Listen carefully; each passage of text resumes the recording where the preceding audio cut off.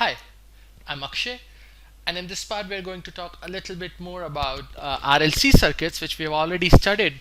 We've already analyzed these circuits, RLC circuits, for an AC source, and we're going to just understand a little bit more about that what is the use of such circuits in our real life. And there's a very good use of these circuits in our real life, and that corresponds to our communication.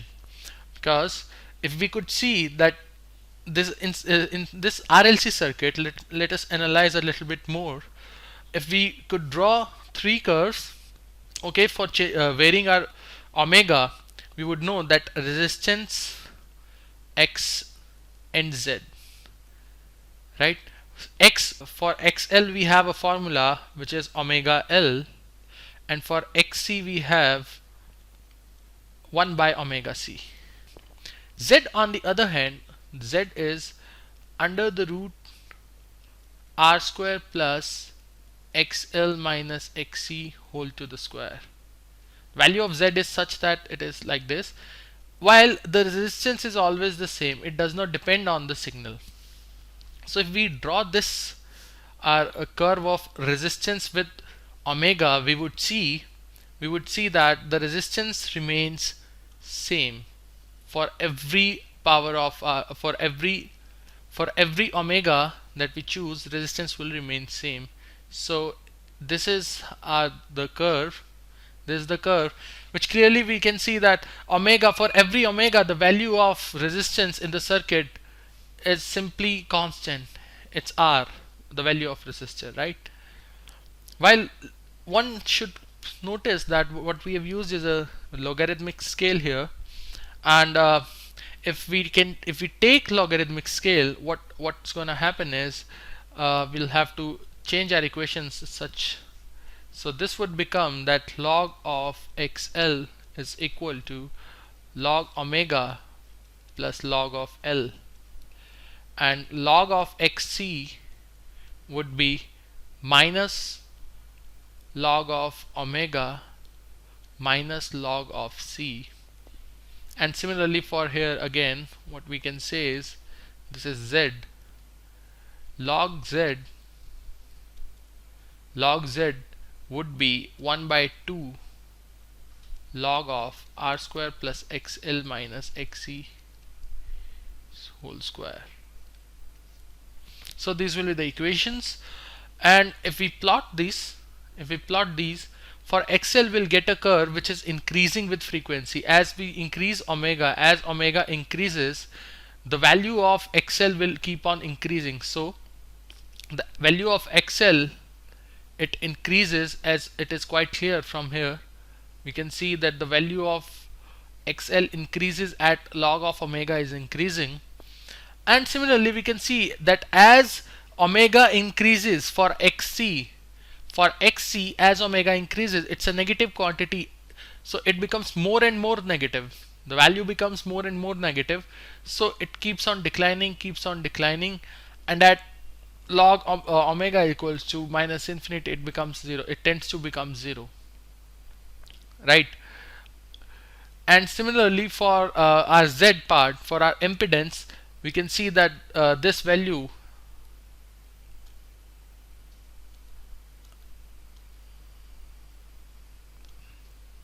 right here, this is the function for Z. This is the value of Z. So it decreases. Okay, it decreases to a certain extent. If we can convert that part into our omega XL plus omega L minus 1 by omega C whole square under root. That is our Z function. So if we plot this will come like a quadratic function, right? We are plotting Z and omega. This will come like a quadratic function, and it comes like this, and it has no real roots, because that is definite that this whole term cannot be 0 at any time, right? Impedance will never be 0 until unless R is 0. So until unless we have resistance in the circuit, this term cannot be 0. So what we get is, for this curve, for Z we get something like this, and at one particular frequency, we see that the impedance of the circuit is minimum. And this is the frequency which we call as resonance frequency. At resonance frequency, the impedance in the circuit is minimum, and hence the current in the circuit becomes maximum, right? And then there is this XL minus XC curve, which must be quite obvious that that for omega less than our resonance frequency, XL minus XC will come out to be a negative quantity, and similarly for omega greater, it will come out to be a positive quantity. XL minus XC will come out to be a positive quantity for omegas for frequencies more than that. So what we understand here is that at omega naught, which is our peak frequency, at such peak frequency, if we have two or more kind of signals, and I have a signal which is coming, which is broadcasted at a center, and there's a receiving end. From here we're broadcasting our omega, so, and we are receiving here, we have an antenna, and we receive our signal. So since there are a lot of broadcasting areas, there are a lot of broadcasting stations, so our antenna at home, which earlier used to be like this, it used to get a lot of signals. So how does it know which particular signal is to be decoded? And that circuit was determined by this RLC. For one particular frequency of the signal which this antenna receives, the current that this antenna will produce in the circuit will be maximum. There will be one particular frequency. For one particular frequency, current would be max. Current in antenna circuit, or current in antenna or receiving circuit, will be maximum. So for omega we see that the current is maximum, and this is again our impedance, and this is XL minus XC again. So we see that the current is maximum. So the frequency at which XL becomes equal to XC, we call it as resonance frequency, and at resonance it happens that the phase of voltage relative to the current at frequencies below resonance, XC is greater than XL, that is why it is negative. So XL minus XC comes negative, and the capacitive reactance dominates. So here capacitive reactance dominates, capacitive reactance, and here inductive. For omega greater than that, inductive reactance dominates, inductive reactance dominates, right? So what we do is, if we can vary inductance or capacitance of a circuit, we can also vary the resonance frequency. That is, if we want to receive a particular signal, say we wanted to receive Z news at our home, Z news has one particular frequency, so we would like our antenna to have a particular resonance frequency which is same as that of Z news. So if we could change the resonance frequency, thereby changing the frequency of the signal that we receive, we can tune in to different channels, and that is what is used. Early in our days of communication, that this was accomplished by the use of capacitor and movable plates, who would overlap and could be used to change our capacitance. So we can change the resonance frequency by changing L or C. C is very easy to change, and earlier we also used to change inductance L as well. So when we had this radio, we've all seen a radio. There's a knob here, then there is a speaker over here, and we have here the frequency at which we tune it. So what does this guy do? It changes the capacitance.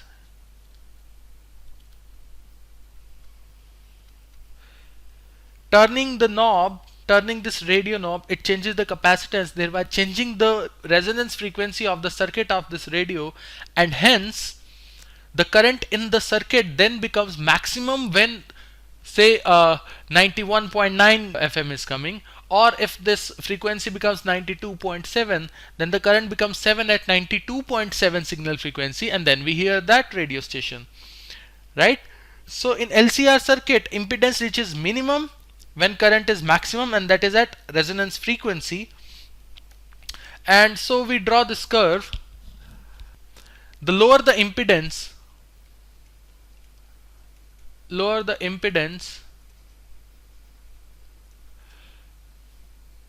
more the current. More the current in receiver circuit. More the current in receiver circuit. Right? So you can see here this is given. The lower our circuit's resistance, the higher and sharper is the resonance peak in the current near the resonance angular frequency omega naught. So this is the curve which is drawn for various resistors at resonance frequency. So if the resistance is 2000 ohms, the curve comes like this. That is, as we increase our omega, there comes a omega at which it becomes maximum, but it is spread like this. The signal is spread over this area like this. While if we decrease our resistance, definitely we are decreasing the impedance of the circuit. If we decrease the value of resistance, we are decreasing the value of our impedance, R square plus XL minus XC, which is 0, because we are talking about all this current at resonance frequency. So this term is 0. So it is basically mod Z is R. So as soon as R becomes less, the current in the circuit must become more. So at resonance frequency, at 2000 ohms, the current is this much. If we increase or if we decrease that resistance to 500, the current becomes 0.2. However, if we further decrease our resistance to 200, the current becomes 0.5 amp. So one thing is clear: the lower the resistance in the receiver circuit, more will be the current in the receiver circuit, and it will be a sharp peak. The resonance peak won't be very much flat. It won't be a distributed flat. It will be a very sharp peak. We determine these, and the shape of responsive curve is important. The shape of this curve, we call this as responsive curves. These are responsive curves, and the shape of such curves are important in the design of receiving circuits. The sharply peaked curve, it is what that makes it possible to discriminate between two stations, because suppose at one particular omega we get this, for some other omega, for some other particular frequency, resonance frequency, we get one more curve which is like this, right? A little more here, or a little bit more. So if we look at these two curves, then this part, if we had very low resistance, then for 2000 ohms and for this second circuit, so that's not the second circuit, but that's the receiving circuit response for these second frequencies, the frequency of the second signal.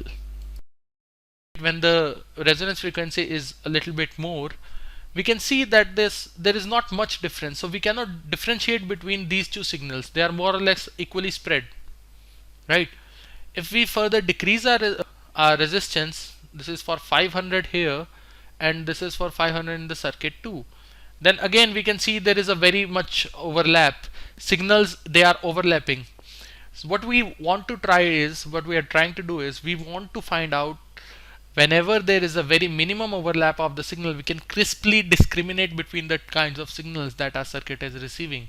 So if our signals are like this, there are sharp peaks in the signal, we can definitely say that that is a better signal to decode than we have signals like this, right? So response should have peaks. Suppose the peak is too sharp, then some of the received signal is lost, such as high frequency in music. The shape of the resonance curve is also related to overdamped and underdamped oscillations, and which I have discussed earlier. Also, that one thing also that we can say is that the sharply peaked resonance curve, they correspond to a small value of resistance. And a lightly damped oscillating system. That is, a broad flat curve with a large value of R and a heavily damped system. So this is the circuit. Resonance phenomena it's not just, it does not just occur in AC circuits, right? But in all areas of physics. Resonance is a very important aspect of physics, and we've already discussed that it occurs in mechanical systems, and the amplitude of mechanical oscillations also, it peaks up when the driving frequency is close to the natural frequency of the system. We can make an analogy between those LRC circuit and that. So the basic idea is these LRC circuits are very key circuits to our branch of communication and other the antennas, and it is better that more sharply these peaks are displaced, more easy it will be to decode the receiving signal.